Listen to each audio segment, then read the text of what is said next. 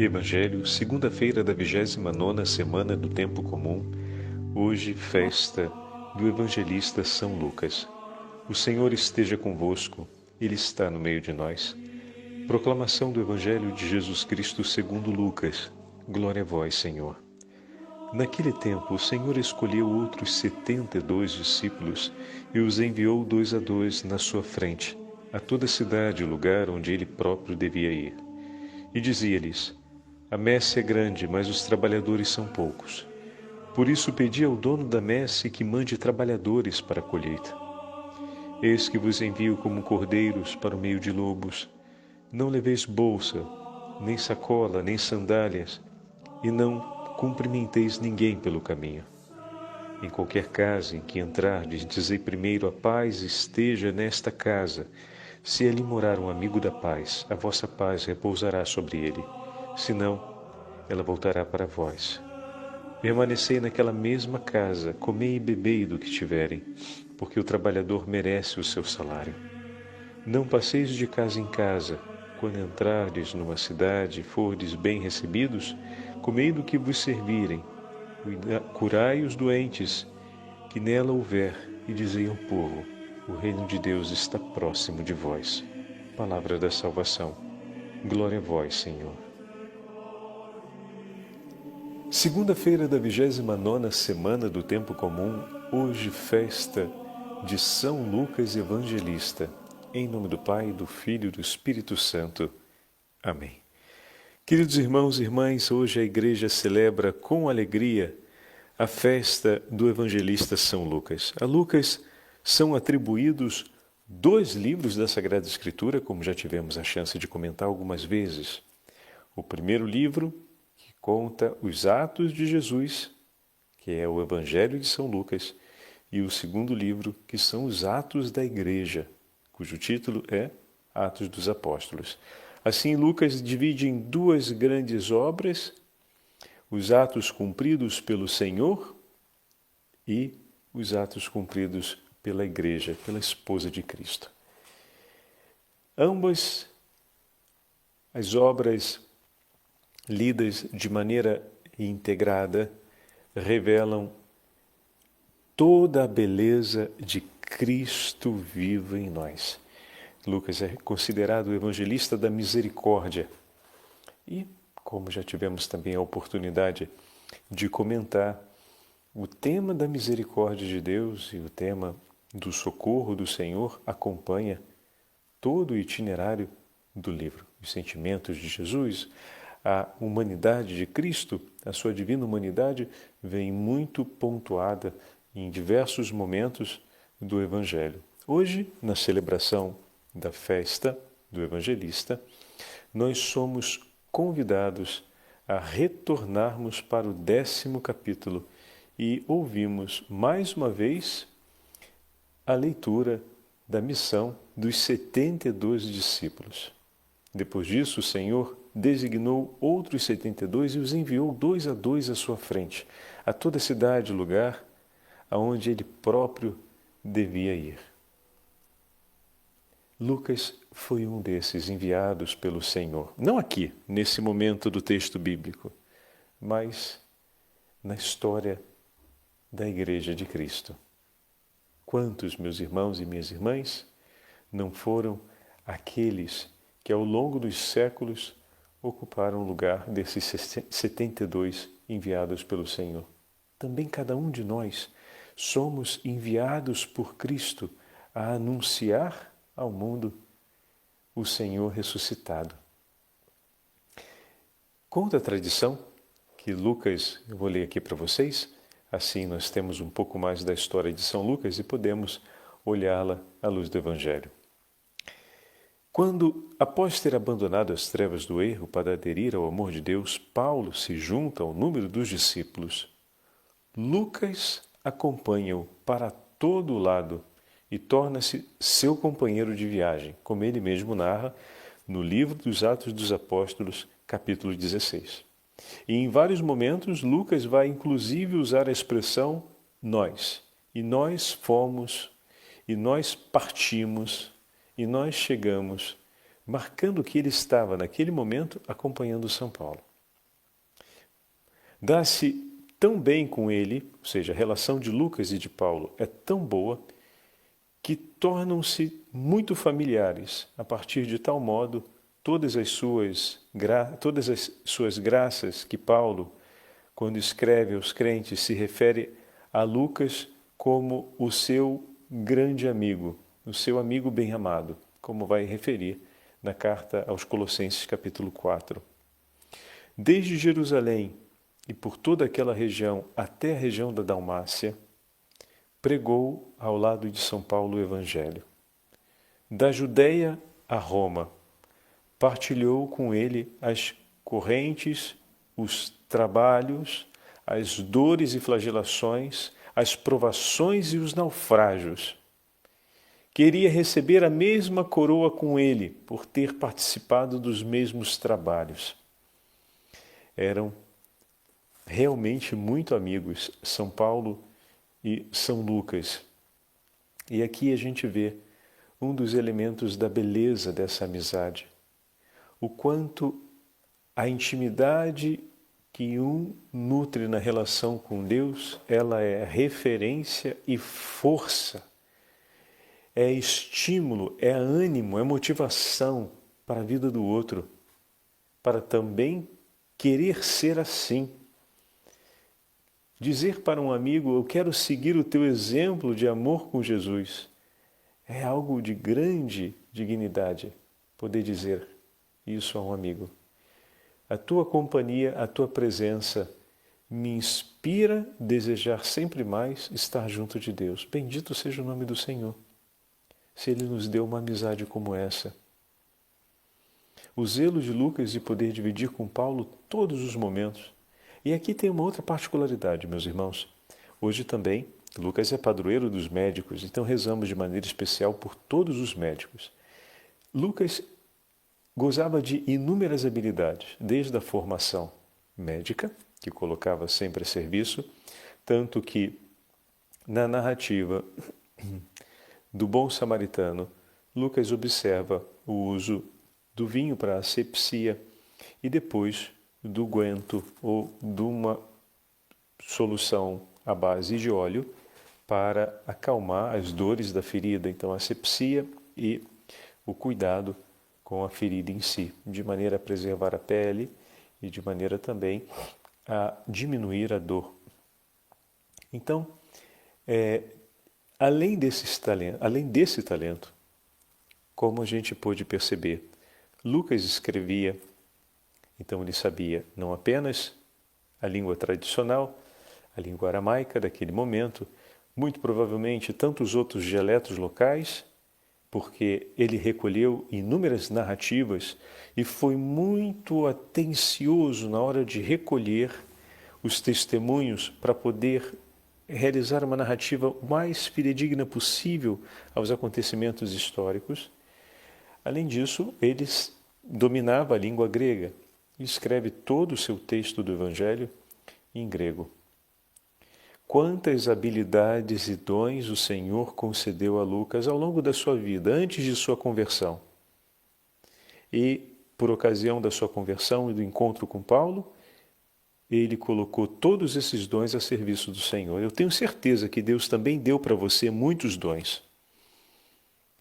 Muitas habilidades, talvez alguns tenha dado erudição, uma inteligência bem desenvolvida, a capacidade de conhecer tantas ciências, a capacidade de conhecer talvez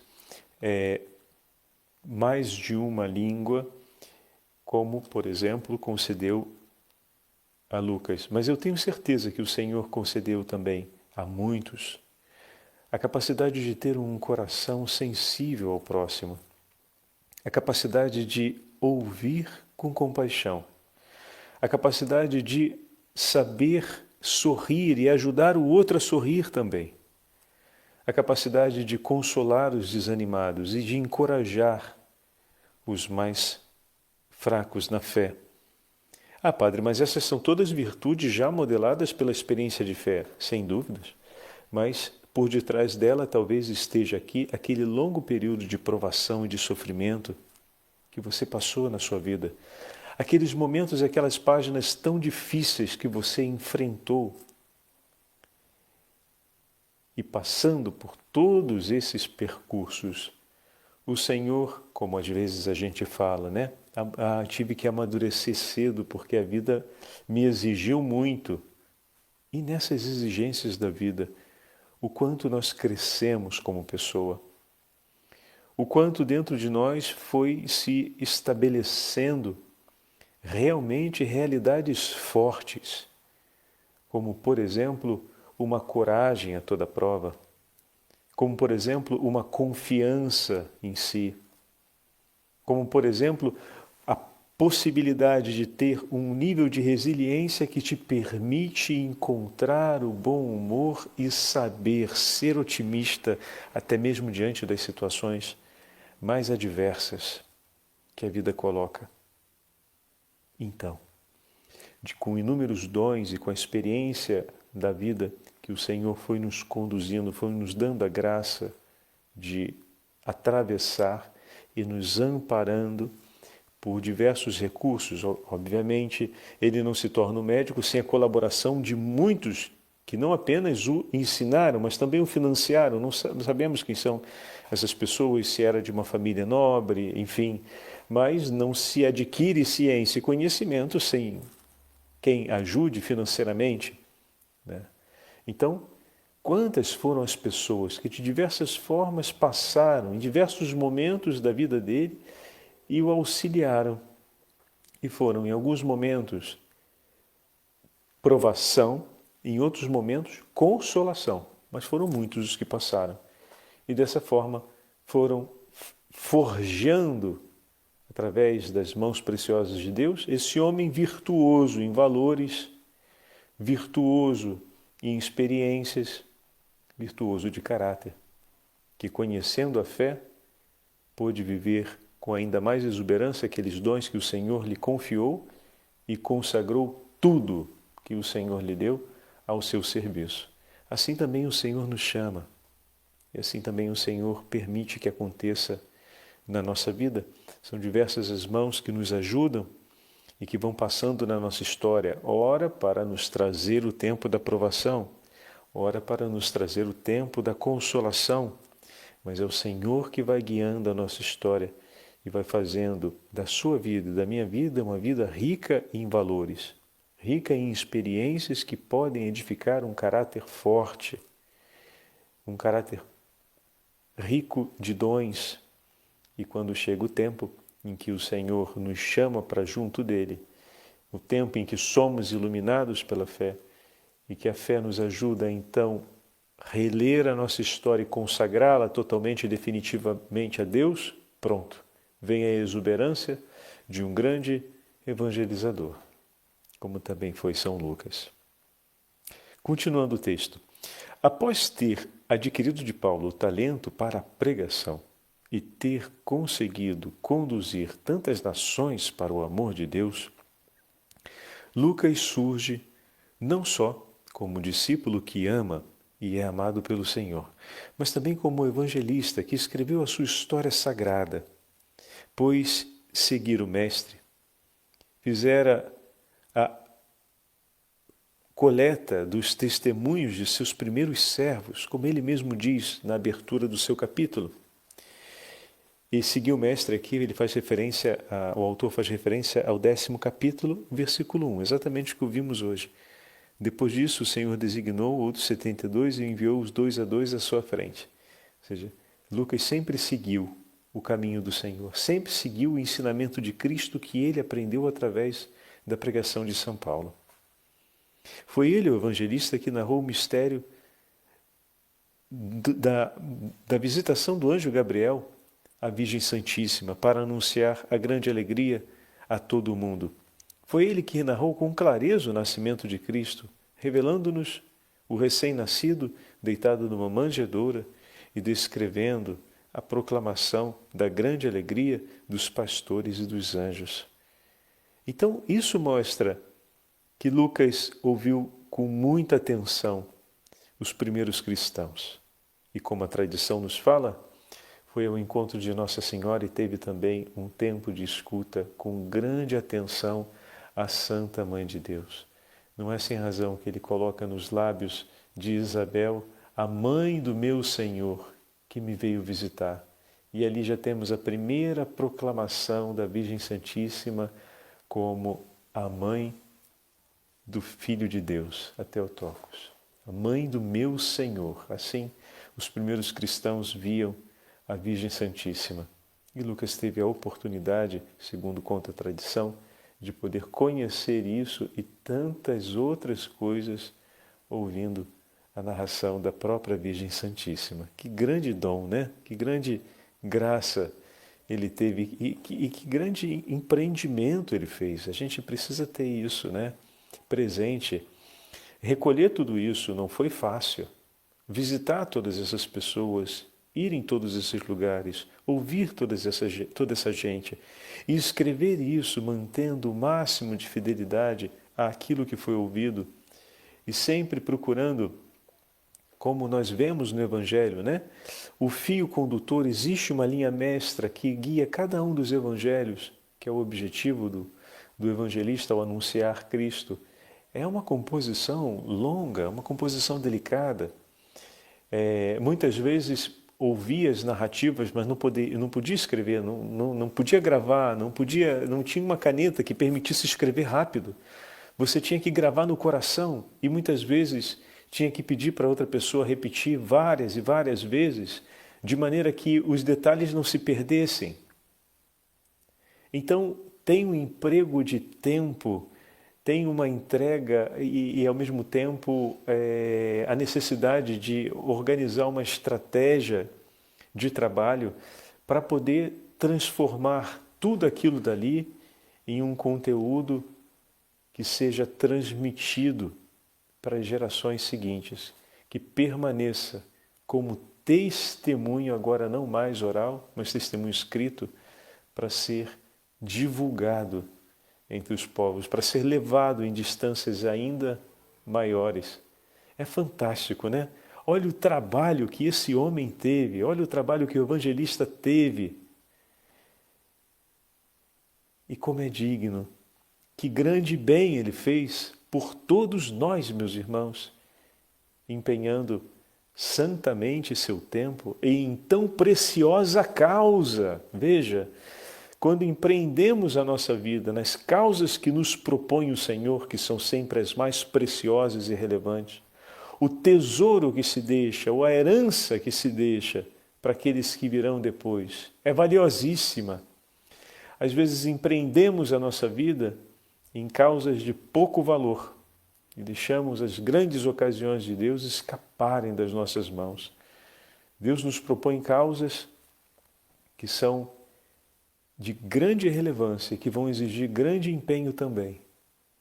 Dedique-se, aplique-se, coloque-se dentro, vai.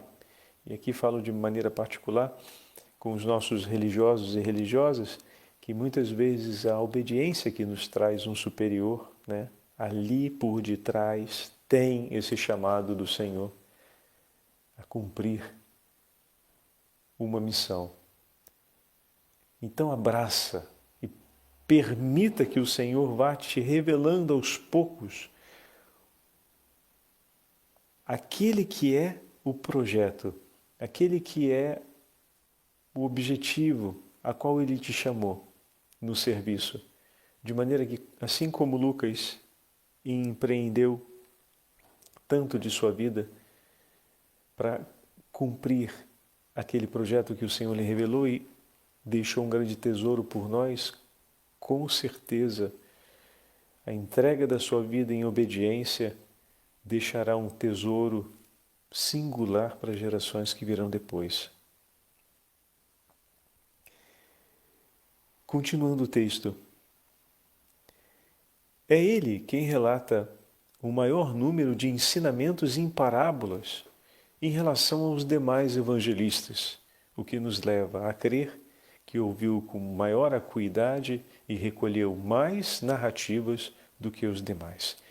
E assim, como nos dá a conhecer, a descida do Verbo, a palavra de Deus à terra, também nos descreve com muitos detalhes, a sua ascensão ao céu e o seu regresso para o trono do Pai. Capítulo 24. Mas a sua graça não para por aqui. A sua língua não se limita ao serviço do Evangelho. Concluídos os milagres de Cristo, narra ainda os Atos dos Apóstolos, a história da Igreja nascente. Lucas não é um simples espectador de todas essas coisas. Ele participa na ação dessa igreja. Ele toma parte no corpo de Cristo, que narra para nós os Atos. É por isso que tem tanto cuidado em nos instruir com amor ao compor cada um dos capítulos do livro dos Atos dos Apóstolos, de maneira que também nós sigamos com Cristo, vivendo no seio da igreja. Belíssimo, né? Texto de um autor bizantino do 11º século, que escreve a respeito de São Lucas numa introdução a uma de suas festas, uma de suas celebrações memoriais, né? Do dia 18 de outubro. Eu queria aproveitar para ler agora com vocês a homilia de São Gregório Magno, Papa. Então, estamos no 6º século e vamos ouvir o Santo Padre nos falando a respeito do Evangelho, da composição dos Evangelhos e dessa grande obra de amor cumprida em favor de toda a Igreja. Nosso Senhor e Salvador, caríssimos irmãos, ora por palavras, ora por atos, nos adverte e ensina. Com efeito, até mesmo suas ações são preceitos para nós, porque, ao fazer alguma coisa em silêncio, dá-nos a conhecer aquilo que devemos realizar. Muito bem. Eis que envia 2 a 2 seus discípulos a pregar. Já que são 2 os preceitos da caridade, o amor de Deus e o amor ao próximo, assim também envia-nos 2 a 2. Olha que bacana. O Santo Padre, comentando o Evangelho, faz essa correlação. Enviar-nos 2 a 2, porque são 2 os preceitos da caridade. O que nos chama a um compromisso. Qual, Padre? Que na nossa relação devemos zelar mutuamente um pelo outro, a fim de que se cumpram esses 2 preceitos da caridade. E aí voltamos ao início, quando falávamos da amizade, né? O amigo que me leva para Deus é aquele que me ajuda a conhecer sempre mais o amor de Deus e a praticar sempre mais o amor pelo próximo.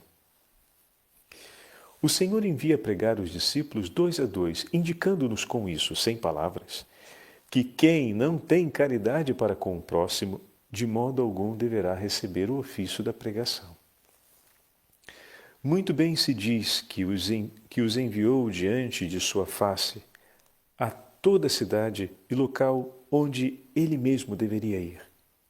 O Senhor vai atrás de seus pregadores, cuidando deles, porque a pregação vai à frente e depois chega o Senhor, a morada de nosso espírito, quando as palavras de exortação o precedem e por elas o Espírito acolhe a verdade que é anunciada no Evangelho. Olha que bonito.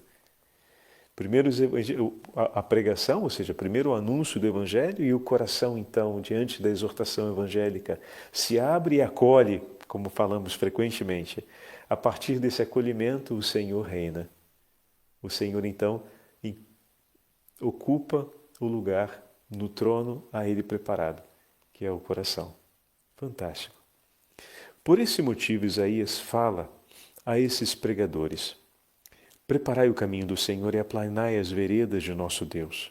E o salmista, então, acrescenta: abri caminho para aquele que sobe do ocaso. Sobe do ocaso o Senhor, porque onde morreu na paixão, ali mesmo, ao ressurgir, manifestou sua maior glória. Sobe do ocaso porque a morte que aceitou, ressurgindo, calcou-a aos pés. Portanto, abrimos caminho ao que sobe do ocaso, quando nós vos pregamos sua glória, para que, vindo Ele próprio depois, vos ilumine com a presença de seu amor. Olha, rapaz, que bonito. Pregamos a glória do Senhor, ou seja, pregamos Cristo ressuscitado e Ele vem para nos iluminar com a sua presença e completarmos, enriquecermos com o seu amor. Ouçamos o que Ele diz quando enviou os pregadores à sua frente. A messe é grande e são poucos os operários. Rogai, pois, ao Senhor da messe que envie operários a seu campo. Para a grande messe, poucos operários, coisa que não sem imensa tristeza podemos repetir. Pois embora haja quem escute as palavras boas, falta ainda quem as diga. Eis que o mundo está cheio de sacerdotes, todavia, raramente se vê um operário na messe de Deus, porque aceitamos, sim, o ofício sacerdotal, mas não cumprimos o dever do ofício. Eita puxão de orelha que o Papa está dando aqui, hein? Ontem teve a ordenação de 2 bispos aqui em Roma, que o Santo Padre fez. E ele nos falava, durante a homilia, a parte, as 4 proximidades do bispo, que ele já tinha nós já tínhamos tido a oportunidade de ouvir quando ele falou no encontro para os sacerdotes do Brasil, os formadores do Brasil, onde ele repetiu falando aos bispos, mas antes ele falou algo que me tocou bastante. Ele disse assim: os bispos não podem se esquecer, falando para os 2 rapazes que estavam sendo ordenados, né? De que o bispo, ele é o homem da pregação e o homem da oração. Aquele no seu rebanho que deve ter a vida de oração mais intensa é o pastor, é o bispo, e não o outro. E depois ele dizia, quando os apóstolos então chamaram os diáconos para se encarregar do exercício da caridade, Pedro disse com muita clareza, e isso não pode ser ignorado, que agora eles se reservariam mais à oração e à pregação. Então, meus queridos filhos, sejam homens de oração. E assim ele falava a respeito dos bispos, serem homens de oração. E isso me tocava. É verdade, todo aquele que é pastor de almas deve ser homem de oração. E aqui o Santo Padre Gregório Magno, no 6º século, está chamando a atenção dos padres a respeito disso, para que voltem a ser homens da pregação, e para poder pregar é preciso viver. Mas pensai, irmãos caríssimos, continuou o Santo Padre, pensai no que foi dito. Rogai ao Senhor da messe que envie operários a seu campo. Pedi vós por nós, para que possamos fazer coisas dignas de vós, que a língua não se entorpeça por não querer exortar, tendo recebido o encargo de pregar. Não vá nosso silêncio condenar-nos diante do juiz, mas que a nossa pregação seja o anúncio da sua verdade. Aproveitemos, como fizemos o comentário a respeito dessa ordenação desses 2 novos bispos, ofereçamos o dia de hoje, as orações de hoje, pela perseverança e pelo ministério episcopal desses 2 servos do Senhor que estão começando, digamos assim, nessa segunda-feira, um vai tomar posse da diocese e outro vai começar seus encargos dentro da competência no Vaticano que o Santo Padre reservou a ele e que São Lucas possa acompanhá-los. Vamos rezar para que São Lucas interceda por todos os nossos pastores, em particular por esses 2 novos bispos, mas por todos os nossos bispos, a fim de que sejam homens de profunda oração. E vamos ajudar nossos bispos a serem assim, né? Rezando por eles, sempre motivando a voltar cada vez mais à oração e a poder pregar com vigor a palavra de Deus de um coração que é todo escuta a Deus, ao próximo, aos padres, um coração que se faz próximo e um coração que se entrega. O Senhor esteja convosco, Ele está no meio de nós. pela intercessão de São Lucas e da Santa Mãe de Deus, Rainha dos Apóstolos e dos Evangelistas, abençoe-vos o Deus Todo-Poderoso, Pai, Filho e Espírito Santo. Amém.